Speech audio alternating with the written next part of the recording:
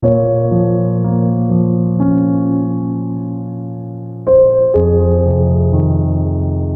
mula penyebaran agama Islam di Pulau Jawa selalu diidentikan dengan peran Wali Songo. Oleh mereka, agama Islam diajarkan kepada seluruh lapisan masyarakat Jawa yang saat itu menganut ajaran Hindu dan Buddha. Namun sebelum era Wali Songo, dakwah Islam sebenarnya telah dimulai oleh Syekh Subakir. Syekh Subakir merupakan seorang ulama dari Persia yang diutus ke tanah Jawa dalam rangka menyebarkan ajaran Islam. Dia sendiri diutus oleh Sultan Muhammad ke-1 dari Kekaisaran Ottoman di Turki pada tahun 1404-an. Tak sendiri, Syekh Subakir bersama sang paman yang juga merupakan generasi awal Wali Songo, Maulana Malik Ibrahim, yang kemudian dikenal dengan nama Sunan Gresik. Di kemudian hari, sepak terjang Syekh Subakir dalam menyebarkan ajaran Islam dikenal luas oleh masyarakat Jawa. Hal ini dikarenakan selain sebagai pendakwah, dia juga memiliki kekuatan yang bisa mengusir para lelembut yang mendiami pulau itu. Berikut kisah selengkapnya. Kedatangan Syekh Subakir di Pulau Jawa. Sebelum Syekh Subakir, ternyata sudah banyak ulama-ulama yang dikirim ke Pulau Jawa. Namun mereka pulang dengan tangan hampa. Hal ini dikarenakan masyarakat Jawa saat itu masih kuat dalam memeluk kepercayaan lama. Masih banyak yang menyembah benda-benda, arwah leluhur nenek moyang, dan lain sebagainya.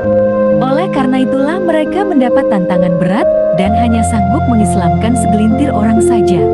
Karena dikenal akan kesaktiannya, Syekh Subakir kemudian diutus untuk menginjakkan kaki di Pulau Jawa dan berdakwah Islam di sana. Kelebihan Syekh Subakir. Syekh Subakir juga seorang pengusaha ulung. Selain itu, dia punya kelebihan lainnya seperti ahli ruqyah dan ahli ramalan.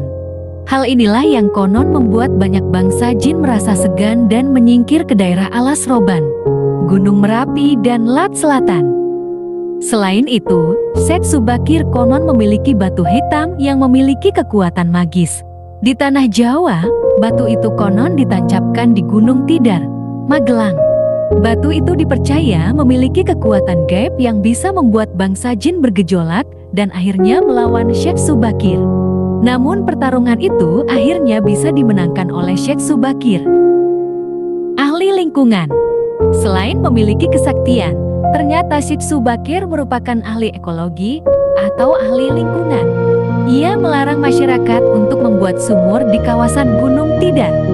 Waktu itu, larangan membuat sumur bertujuan agar sumber mata air di bawah Gunung Tidar tidak menjadi kering. Saat itu dipercaya, di dalam Gunung Tidar terdapat sumber mata air yang besar. Jika salah dalam pembuatan lubang sumur, dapat menyebabkan banjir besar yang bisa menenggelamkan penduduk yang tinggal di sekitarnya. Pulang ke Persia. Kisah kesaktian Syekh Subakir membuatnya menjadi terkenal dan masyarakat sangat fanatik terhadapnya.